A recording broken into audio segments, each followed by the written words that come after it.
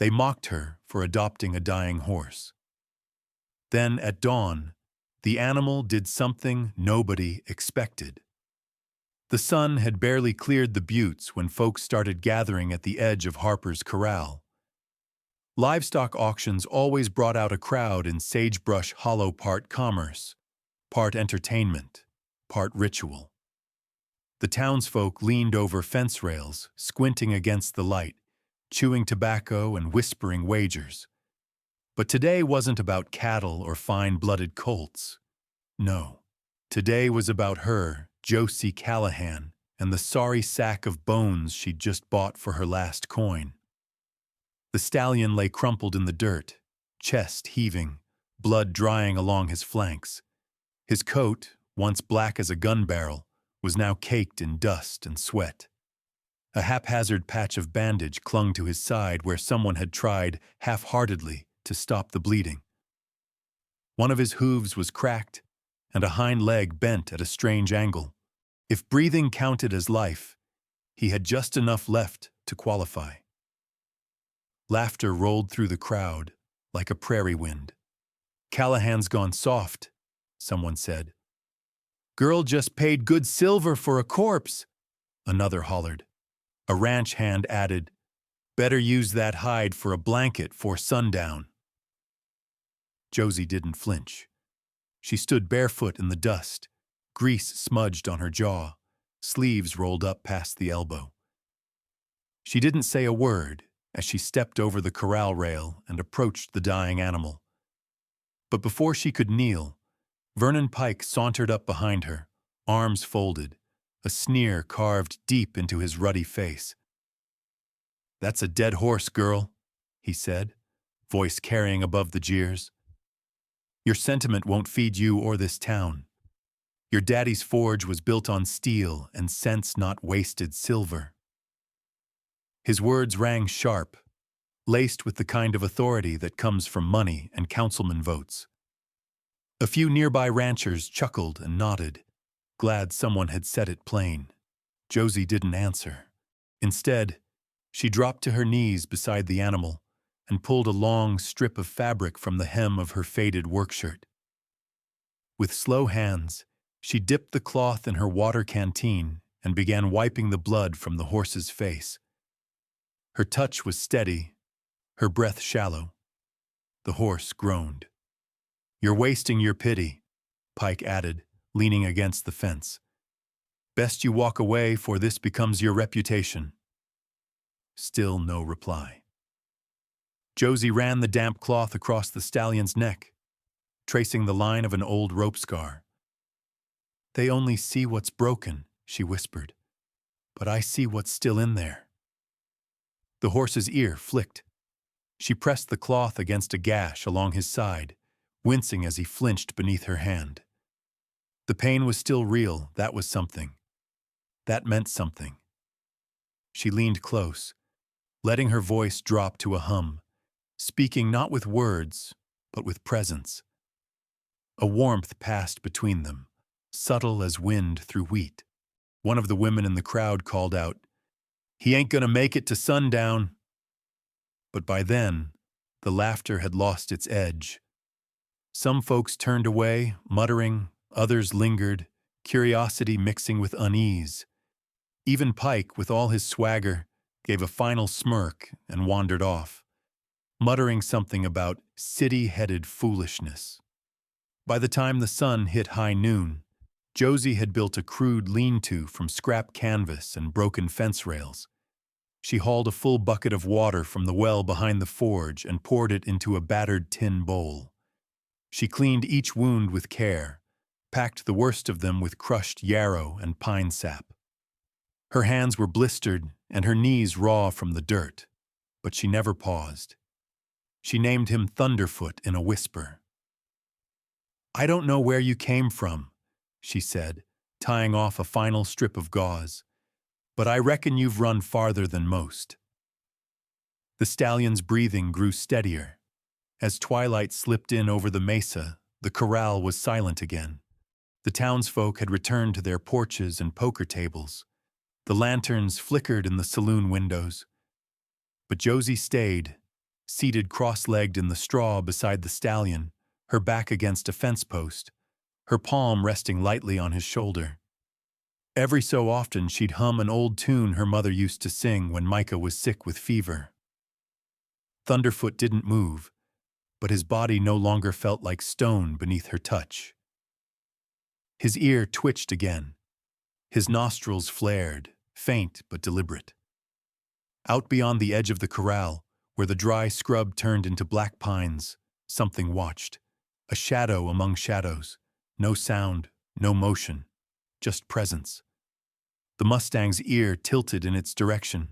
So did Josie's eyes. She said nothing, but in the hush of that desert dusk, as stars began to blink alive and the scent of sage filled the air, she understood this much. The town had left. The laughter had faded, but the story had just begun. The next morning, before the dew had even lifted off the fence posts, Josie was already at Thunderfoot's side, spooning a mix of soaked oats and molasses into a tin pan. The stallion didn't move much, but his eyes tracked her. That was enough for now. She checked the bandages. The bleeding had stopped. Swelling had eased some. Fever still lingered, but not with the same violent grip as yesterday.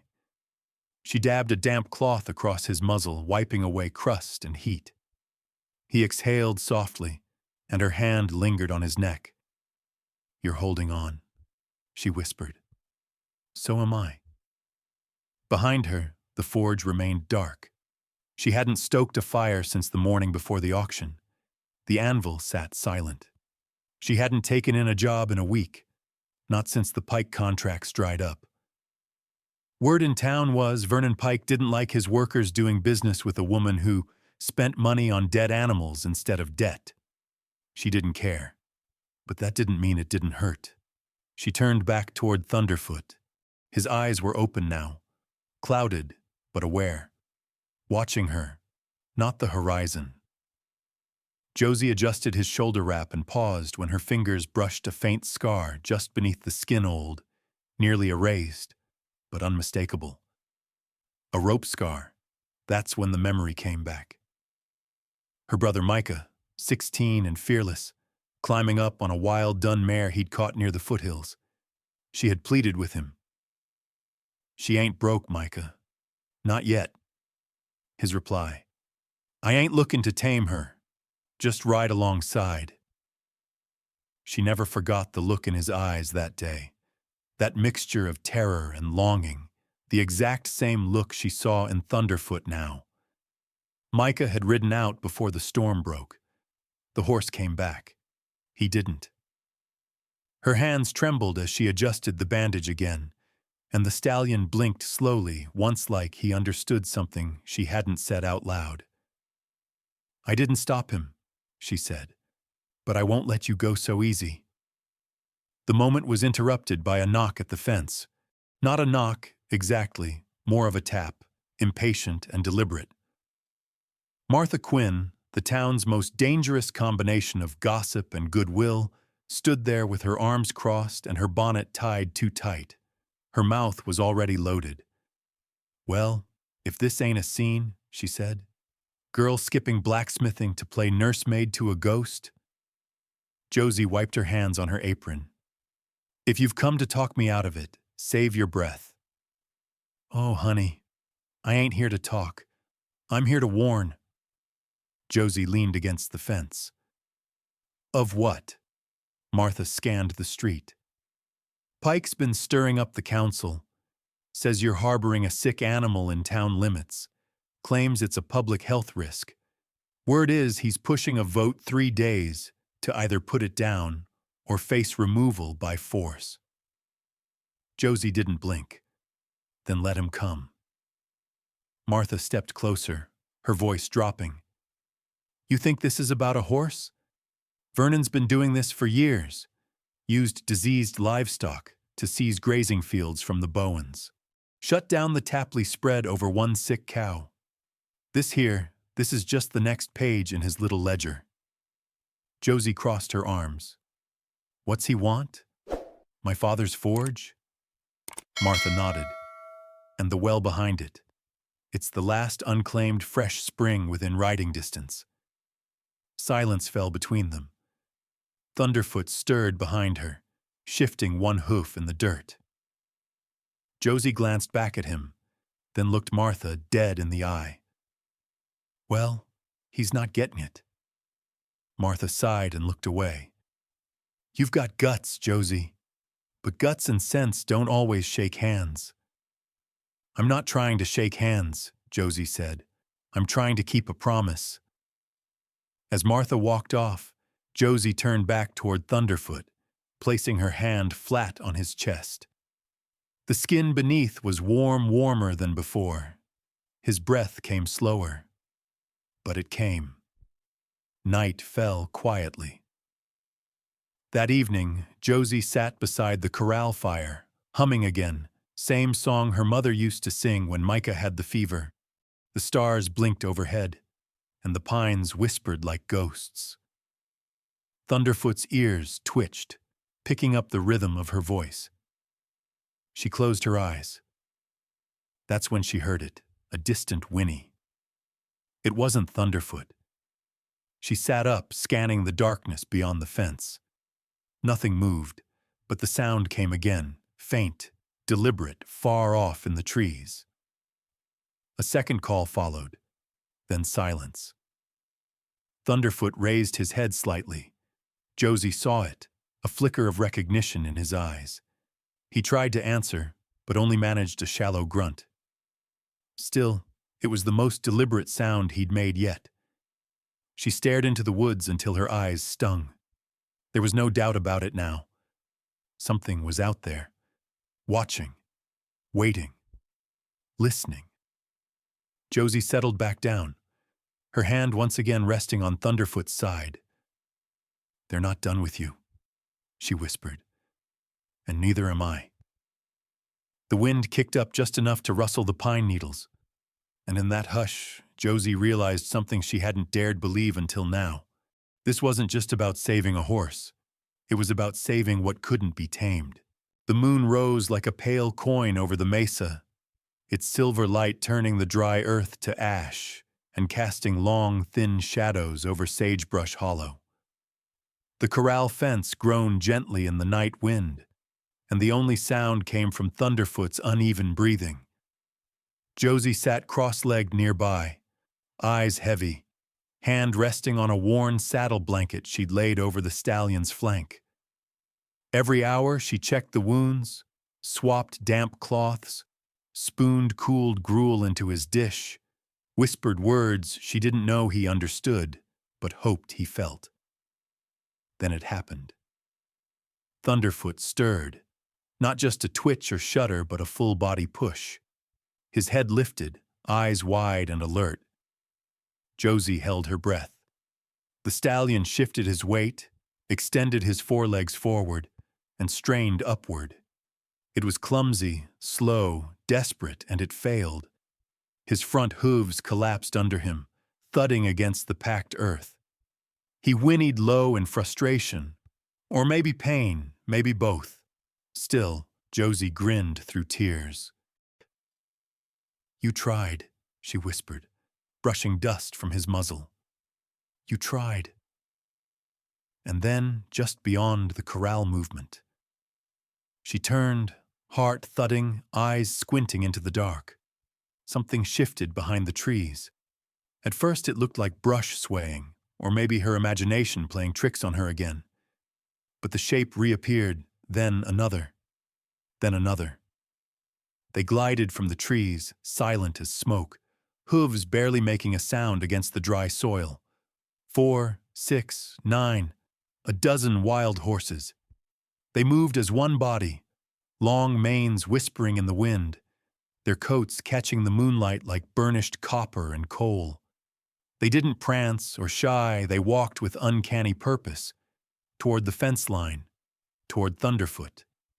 Josie stood slowly, hardly daring to breathe. The lead horse, a chestnut mare with a white blaze, stepped forward. She stopped just shy of the corral, head raised high, ears flicking. And then, With a sound like a secret, she nickered low, soft, unmistakable. Thunderfoot raised his head and answered. It was just a puff of sound from a broken throat, but it was enough. The mare nickered again, louder now, and the others closed in behind her, forming a crescent around the corral's edge. No panic, no fear, just recognition. Josie's chest tightened. "They know him," she murmured. "God help me, if they know him." She backed toward the gate, never taking her eyes off the herd. A few townsfolk had wandered into the edge of the road, drawn by the stillness or maybe by some pull they couldn't explain. No one said a word. The air had changed, thicker somehow, charged like a summer sky before lightning. That's when Eli Rourke rode up.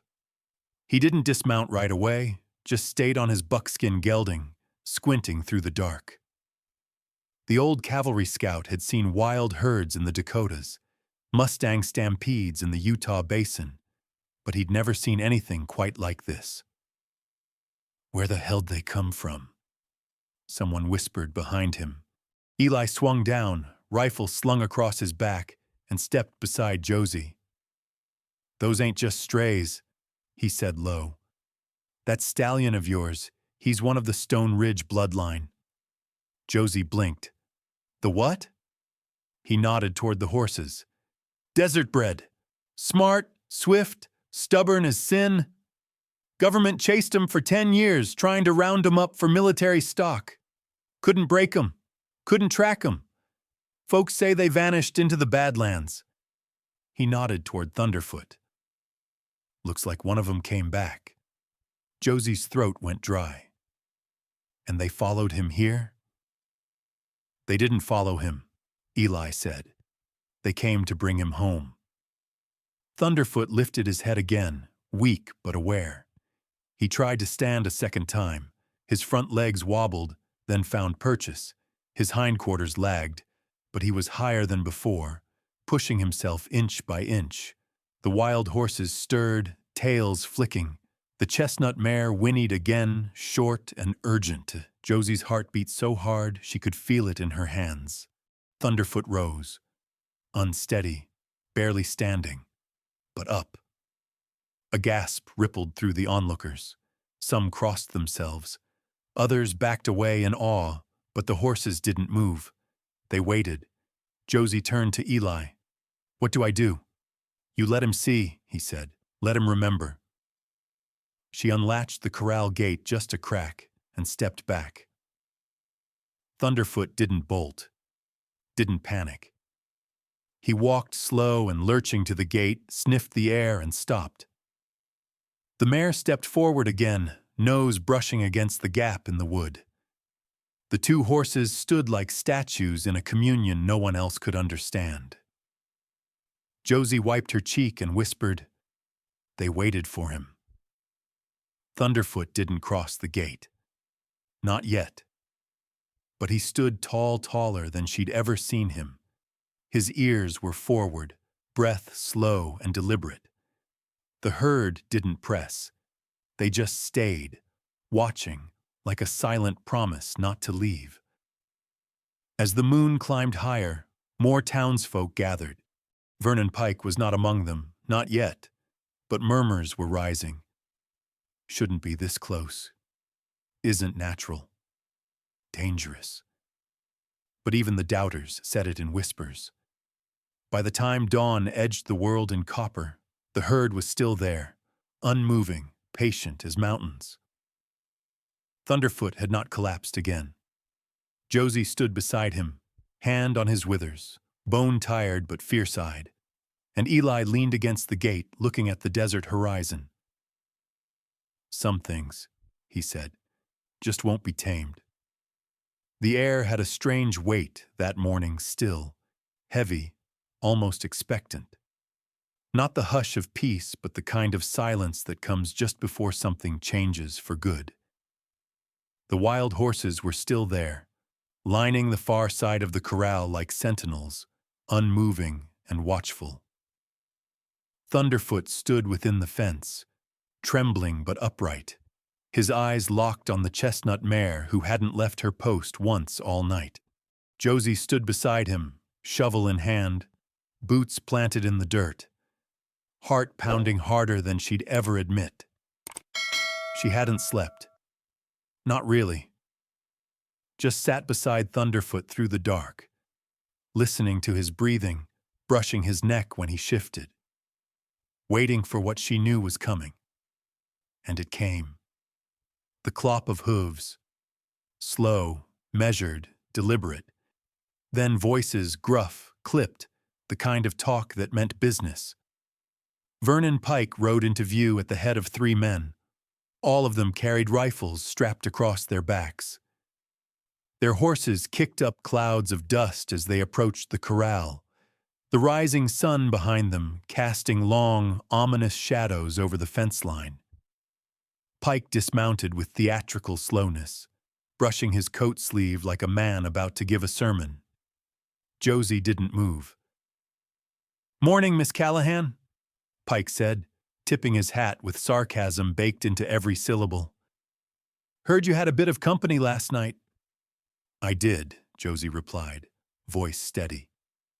"They're welcome," Pike chuckled, glancing at the crowd that had already begun forming behind him. Townsfolk crept in from porches and alleys, eyes wide, mouths tight. Some crossed their arms. Others stood with hands folded, unsure where they belonged. "You've made this quite the spectacle," Pike said, stepping closer to the fence.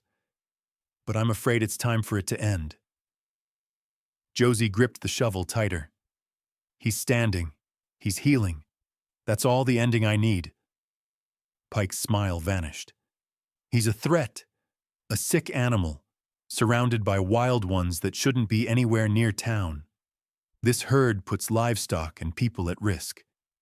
My men and I are here to remove the problem." Josie stepped in front of the gate. "You'll go through me first." Gasps rippled through the crowd. Pike blinked, taken off guard. He hadn't expected defiance, at least not this kind. His lip curled. "Don't be foolish, girl. You think that broken horse is worth it?" "He's worth everything," she said. "Because he's not just a horse. He's proof that we haven't lost our souls yet." The air buzzed with silence. Then came the sound of bootsteps. Eli Rourke emerged from the side street, rifle over one shoulder, hat pulled low, face like stone. He walked up beside Josie without a word, then planted himself shoulder to shoulder with her, eyes fixed on Pike. You could have heard a pin drop. Pike's jaw twitched. "You siding with her now, Rourke?" Eli spat into the dust. "I'm siding with what's right, and with the land. The West don't belong to men like you, Vernon. It remembers what came before you." The standoff stretched long and taut as a fence wire in drought. Then, one by one, the wild horses knelt. It began with the chestnut mare. She bowed her head and bent her knees, sinking low to the ground just beyond the corral. Then the others followed, moving with solemn grace. It was no trick, no instinctive movement. It was deliberate, a gesture that no one watching could mistake for anything other than reverence. Murmurs filled the crowd. Some folks clutched their coats. Others whispered prayers. Even the children, usually so quick to fidget and run, stood frozen in place. "What in God's name?" someone breathed. Thunderfoot let out a soft whinny, his clearest sound yet. He lowered his head, swaying slightly, then straightened again. Pike shifted uncomfortably, trying to regain control. "This is all superstition," he snapped. "You're all being fooled by tricks of light and soft-hearted nonsense." But no one replied. That's when the marshal rode in. Declan Reeves, tall in the saddle, gray beard to his chest, revolver at his hip, and the kind of calm that made men twice his size think twice. He took in the scene, the girl with the shovel, the wild horses bowed before the fence, the entire town holding its breath. Well, he said, can't say I've ever walked into something like this. Pike strode toward him. Marshal, I've issued a formal grievance public health risk. Failure to comply with council warning. Reeves held up a hand. I'll read your papers in a moment, Vernon. His eyes scanned the herd, then landed on Thunderfoot. But I've ridden long across this territory, seen dying men come back, seen animals hold vigil for their own. I ain't in the business of breaking what the land's trying to mend. Pike's mouth opened, then closed. Seems to me, Reeves added, dismounting with a grunt, if a half-dead horse can rise and bring his family back with him, maybe it ain't a threat. Maybe it's a sign. Josie felt her throat tighten. She glanced at Thunderfoot, who was still standing. Barely, but standing. Reeves turned to Josie. You've been caring for him all this time?